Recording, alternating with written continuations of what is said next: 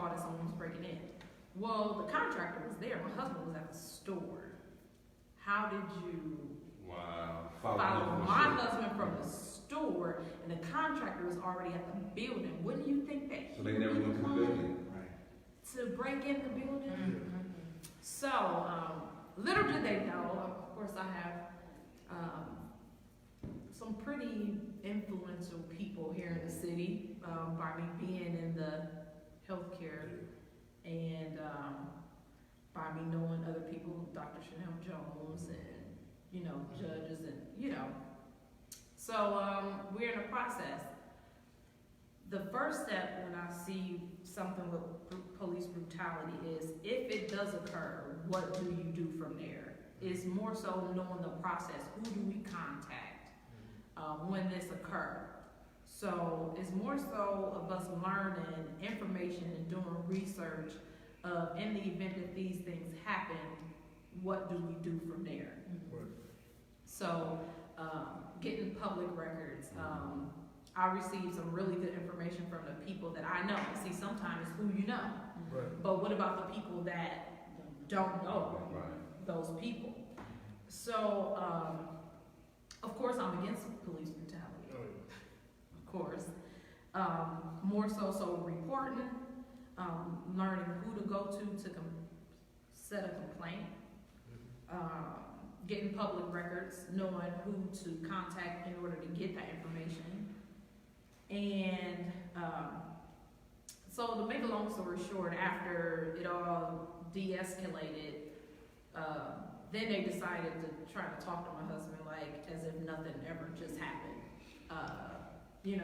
They're just like, well, we thought that someone, was breaking in basically. And my husband's like, okay. Right now he's shook. Right. Yeah. Like I just got a gun put to my head. And he's like, listen, I own this building. Right. This is my building. If you would have looked it up, and if you thought someone was breaking in, why wouldn't you call the owner? Right.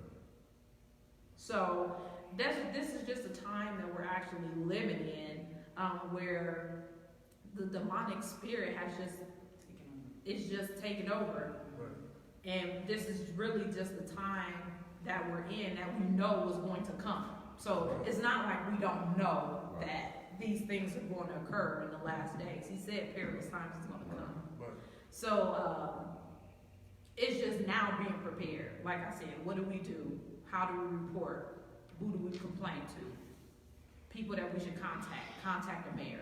The mayor was contacted. I actually, I don't want to say too much, but in contact with a sergeant that's really, that's helping.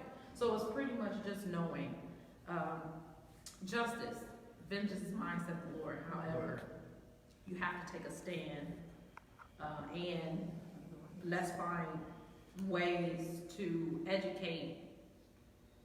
Like she said, we have we are the people who are in front of people.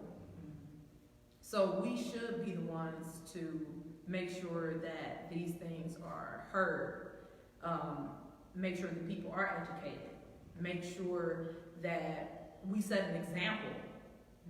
If we're quiet, then more than likely they're going to be quiet too. So. What about you, Dr. Bias? Well, I would say police brutality has been around for a long time. And I think one of the things that have changed now is just the fact that it's being filmed. We have social media. So all the times we've heard people saying, that cop was racist. We were like, come on now, stop it. But I think now that we see it, they were actually probably telling the truth. Because what we see is so prevalent nowadays. I think our current administration has released a spirit over the land as well. Because as the head goes, so goes the body. And that includes our country. So even though he's the head of the country, that means his spirit trickles down to the country. And I think it's a spirit of racism that has been ignited in this country.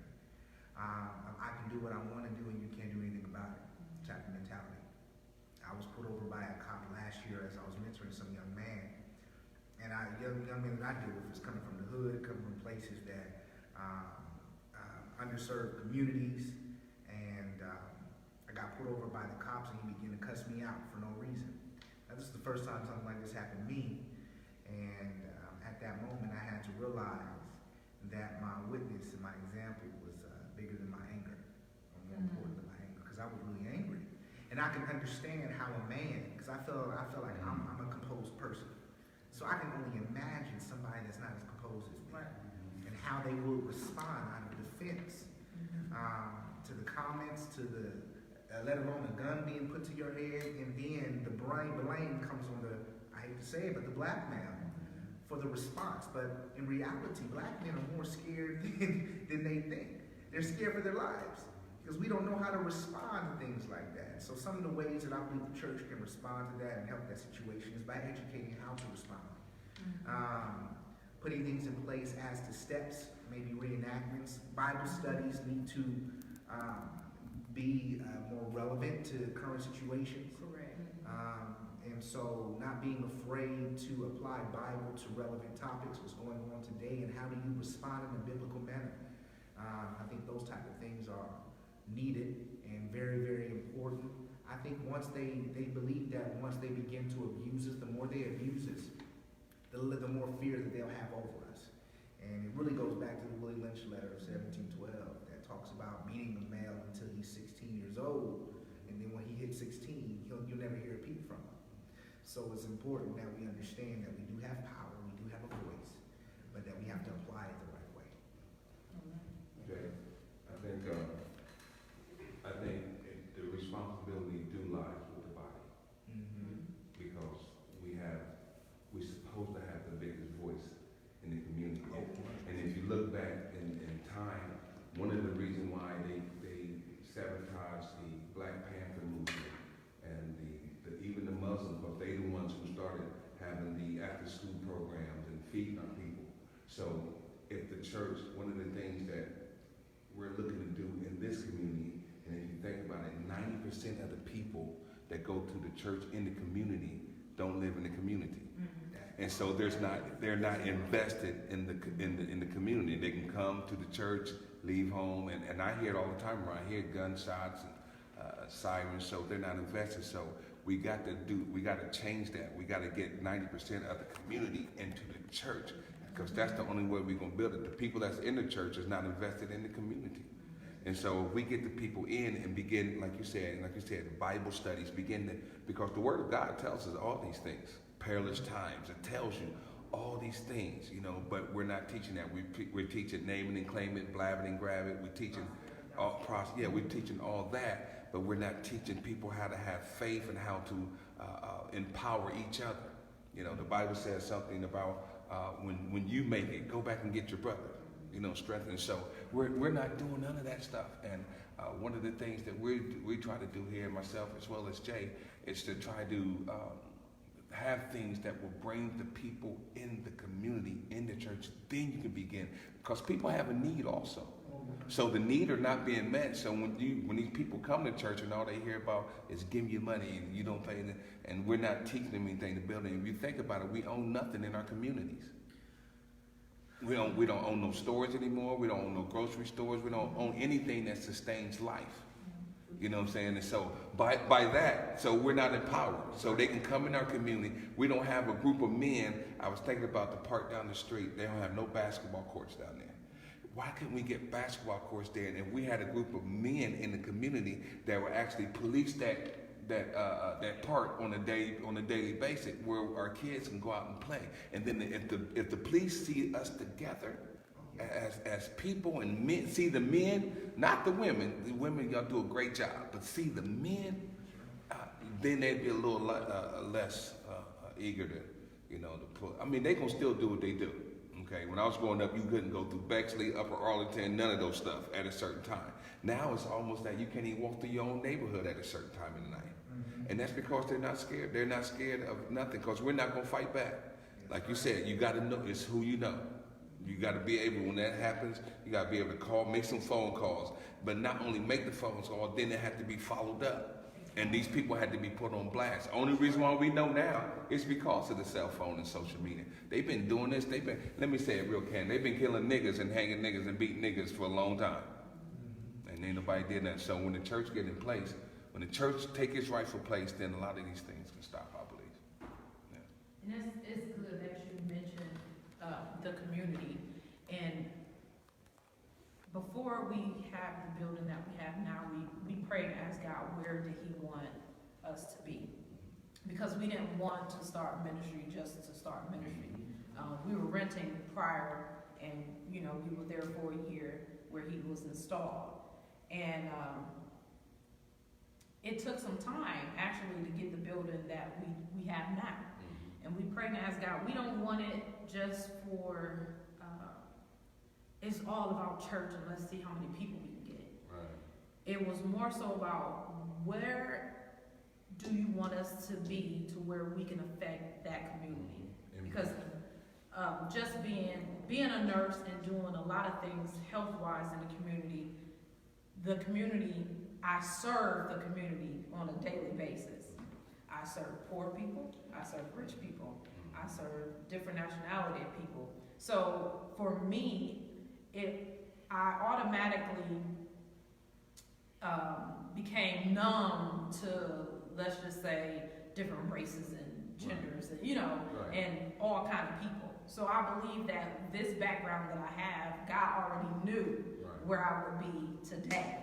So that then when we do start the ministry and serving the community, we already know how to deal with, how do I deal with a homosexual that comes in? How do I deal with transgender? How do I deal with poor people? How do I deal with people that have money?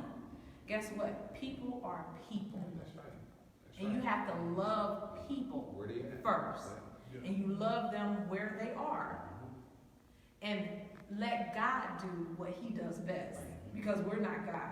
Let the Spirit does what it do best. Because it'll be the one that'll change them. So we're placed right in Franklinton area. Listen, I worked at Mount Carmel West, and they're actually moving to Grove City. Wow. So I said, okay, Lord. So what are you saying? What are you doing? What are you doing? Okay, now you place me in Franklinton. Now the hospital is leaving, and now I have a health background. How do I tie the two together so that we can help the community? And God has blessed to where the people that seen us coming in, and they actually came in and said, hey, what can we do to help? We're so happy that a church is going to be here. What can we do? They mow the lawn. Wow. They come in and say, do you need paint or do we need a... So making sure that the community, like you said, is invested is going to be so... I see God setting things up. And I think things like this, the conversation that we're having now, is going to be able to put it in different areas. You're on the west side, so we're closer down. If you can get, zip codes come together. Yeah. And then we can impact Columbus. Yeah. Right. So somebody south, if they can get the revelation, someone east, someone north, somewhere, if we can all, even if it's just a start, then I think we can just come together and it'll spread. Come together. I mean, we're too divided. We have too many churches on every corner for us not to be able to pull together for the community. If we can come together. Well, you know what? I won't even say if. I'll say when we come together, things are going to be a lot better. I'm not saying that it'll change the narrative of who we have in office, but we can start with Columbus. Right. What do you think is the major, first step of coming together? What would be the first step? Well, what we're doing now, she's in a different location, I'm in a different location, he's in a different location.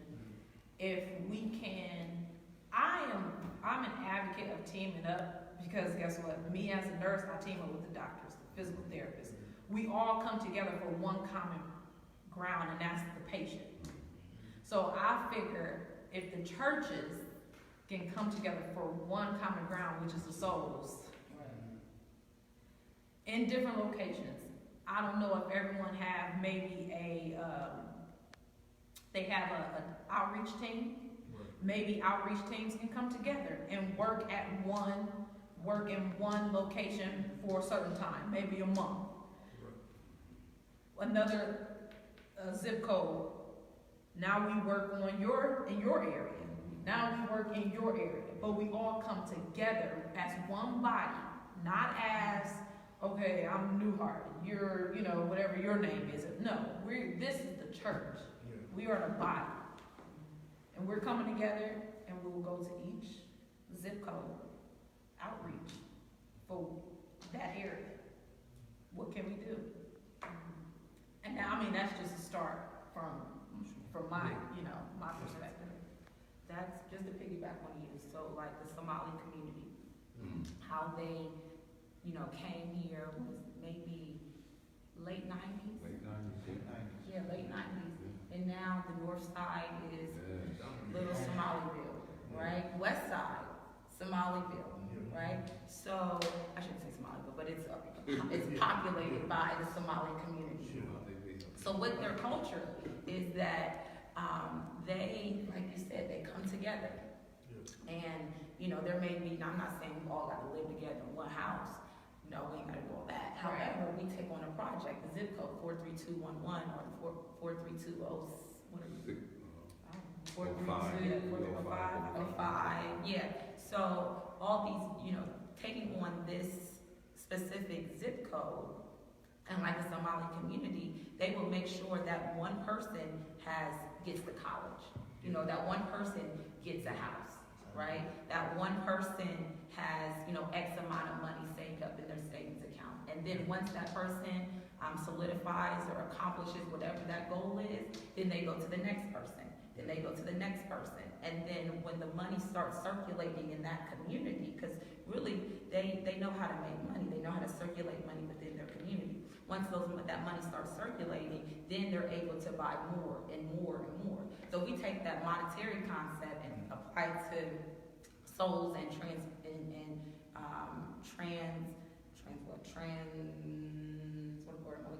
changing, let's put it that way, changing communities, then we can do the same thing. Transformation, thank you. Yeah, because I totally left. When we start transforming communities, if we start with the West Side, or if we start with this, and then we move on. And so many times, and not to downplay generations, but a lot of times I feel that, like my grandfather's generation, 60s, 70s, year-olds, that a lot of times they came from nothing. They came from not having anything. They came from that sharecropper mentality. So when they did accumulate wealth, a little bit of wealth, they said, well, we're going to come into the inner city, right? We're going to make a little money, but then when we get the money, we're going to the suburban areas. Exactly. So when we decided to leave the community, the inner city, then there's no money there. So then when that person that has money, but really in all actuality is not a lot of money compared to the white counterpart, right? So that white counterpart, they're the one that's accumulated wealth, but the little wealth that black woman, that black man did accumulate, they took it out of the community. Now, when we come back into the community, we may give our tithes, our offering, that's enough, right? No, it's not enough, because there's a desert that's going on in that community. There's a food desert, there's an education desert, there's home ownership desert, right? So if taxes are not being paid to the school districts, then how can these young black boys, young black girls really survive in this world? Right? So with that being said, but to piggyback on you, it's important that we come together and that we, do like the Somali community did, and just focus on that one area. And then it'll be like wildfire. And we may not see it in 5 years, 10 years, but 20 years, 25 years when we look up, we're going to have transformed communities, just like the Somali community did. That's right. She broke it down. Yeah. You guys broke it down. So I agree with that. Both of y'all just knocked it out, right? So I definitely would agree with that concept. because we, as African Americans, are the only ones that get something and leave. Yeah. The only ones. You have Asians, and then when they come here, it's a book that written by Miles Monroe, and he was talking to Asian business owners, and he said, why do your people not have any businesses? What's going on? Because as soon as the first thing we come into the community to do is we're going to start a business. And then you have the same thing with the Somali community. And I teach Somalians every single week. Every week, professional development skills and things of that nature. So, and I see how they take such pride in their sons and daughters getting education.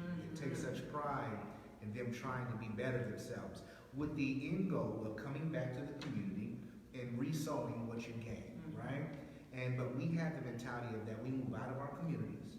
Churches believe, even the churches, churches believe if we are not in a dangerous community, we save. But God called us to deal with some of those type of people, right?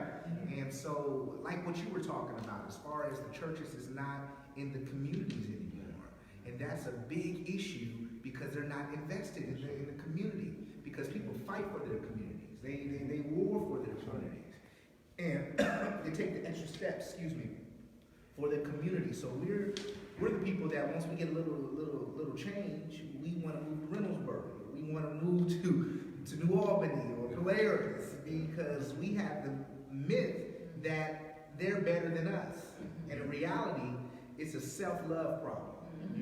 And the reality, at the root of it all, we don't think we're good enough. That's good. And until we don't think we're good enough, we're not going to fight for it. You only will fight for what you think is something worth. You know, you'll fight if you believe it's worth something. And I don't think we think that we're worth something. So I think that is one of the root things that we have to deal with. We have to change the mind of our people, and really have self-worth, self-value, and then it will trickle out. We don't like the people who look like us. We don't. We don't like the people who, I'm 54, okay? So when I was growing up, black folks was taking pride in buying those little $30,000 houses, $50,000 houses. They was taking pride in that. But then when the powers that be begin to flood the communities with the drugs, and see, it's behind the scene thing here. They begin to drive. Now you have a whole community that is on heroin back in those days, from heroin to crack and everything. So now the community gets tore up and the property values go down. So when you are able to become a nurse or to become something, get that good paying job, first thing you want to do, I remember president saying, man, I can't wait to get out the neighborhood, get out the ghetto. Yeah. And so what happened is that, now, and if you notice this, they began to start selling people. You can work at McDonald's and build your house probably about 20 years ago. Yeah. You can work, but they didn't understand after a year that the inflations that's going to go up, your price go up, then you lose your house, you're back. But the key thing was this: we all moved out the community. Now look what's happening over on Oak Street where we just moved in. They moving back in the community, buying up all these old houses that's worth money because now we're out. Now we done moved out there in the suburbs, and they're gonna leave us out there because we done went out there and tore that up. But the question was, he said, so what do we do to get to come together? Well, the issue is pastors, leaders can't come together because they're so afraid of, if you talk so good and you can preach so good, that you might steal my members. It's sad. It's really, really sad. And so now it becomes a competition thing. It becomes a competition. And see, we as black people, we don't like each other. We don't like who we look like. And then we're always competing. We're always competing with each other. The other people that come in here, they get some pluses. I think they get like $3 or something, some money that they get. We don't get that. Yeah.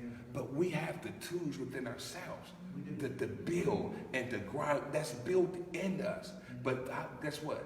In a lot of ways, they beat a lot of that stuff out of us. You ain't kidding? They beat it out of us. What are you talking about? What's your name, boy? Psh, Kunta. What's your name, boy? Psh. At too many hits, he's changed his name. It was Toby, wasn't it? And so they had a way of beating that stuff out. So now I know pastors who said, I got to get out the neighborhood. Ain't no money in the neighborhood. Ain't no money coming down in the neighborhood. But are you here for the money? Or are you here for the people? Because the problem is, and it's too many high-rolling churches that we know of, I won't call no names, who are getting awards for doing things in the community, and they're not in the community. I'm down here every day. I don't see none of them. I don't want to call no names, Jay. But I don't see none of them in the community. You know what I'm saying? So just to piggyback off this, my question is, has the church, right, tailored its message to cater to the middle class? Yes. Blacks. Yes, Right, the middle class, African, middle class the population. majority of messages, it had started in the late 90s. Yes. When you had the money come of prosperity, word of faith, movement was tailored to a certain class of a certain mentality. And there was a disconnect in the black community of, well, I ain't got it like that. Church is all about the money. I ain't going to church. All the pastors want your money because they see pastors in bed, black Cadillac, a nice house, nice crib, and half your membership is impoverished. They're struggling. They're on food stamps. And the mentality, the question came of, well, the pastor got that money. Why can't he break some off to you? But not only that, Pastor, they begin to preach the prosperity and to pump you up. You can have it. You can get it. So now, only thing we're preaching is that you can come up and get the money. You can get the money. Listen, you get this, if you pay this 20, it's almost like they play God like a drug dealer. Like, okay, if I give you this, you're gonna bring me back double.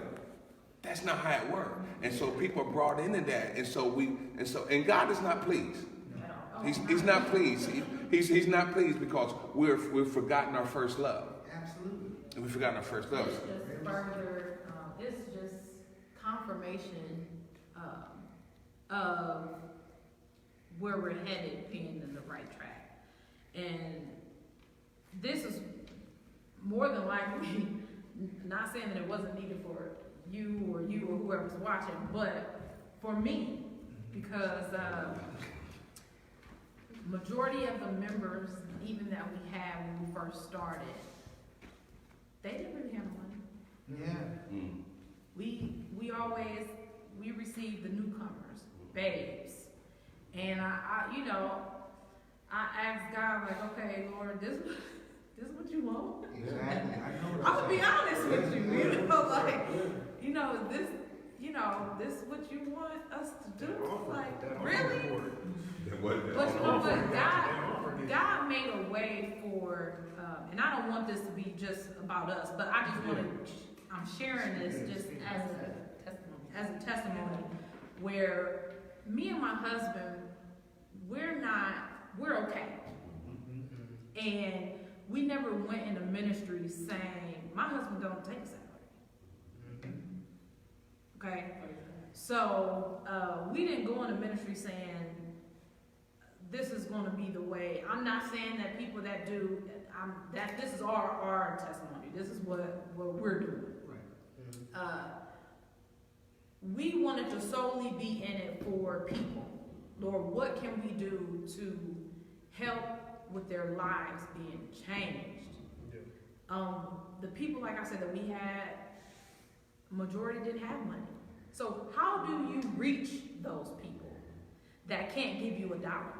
That's right. Now, better yet, how is your heart There it is. That's right. for the people that can't give you $1? Is that what you really is? And see, that's going to separate the people that's really in it for ministry or the people that's really in it for the love of the money. That's right. And that is the difference. Being able to weed out the corrupt pastors, For sure.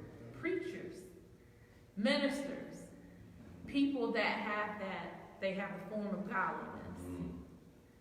How do you have the discernment to know who to be around, who not to be around? Is that a statement? Well, it's both. Because see, that's the difference. Yeah, sure it is. That's the difference, even with our conversation now of what we have. And do we have, not saying any of you, but people that are may watch, do we have people that's really in it for ministry? That's going to actually do what we're saying today? I think, go ahead. So, ladies first. Oh. My man. It hurt so bad. No, go right ahead. I believe that there are people who have a heart, a desire. There are the body of Christ, and there are people within the body of Christ. They may not wear a title. They may not sit in the pulpit. They may not serve on the deacon board or the missionary board, but they have a heart to serve. And I believe that that God is going to shift from this traditional religious mindset to the relationship mindset. And with that relationship, you're going to see people who are no names, people who are, come from the background to the forefront because they have a heart. They're not coming in with, well, how much can I get, right? Versus how much can I give? And so I believe that times are changing. They are. People are being exposed. Thanks to Facebook, Instagram, social media, we can see the fakes quicker than than we could before. So I believe that God is doing a shift, and He's bringing those who have been looked down upon, or for those who have been in that season of preparation, that God is going to expose those people. And see, that's the reason why I brought that statement/question. Because now it's our job to go and get those people. Can y'all pause it for a minute? I just want to try to be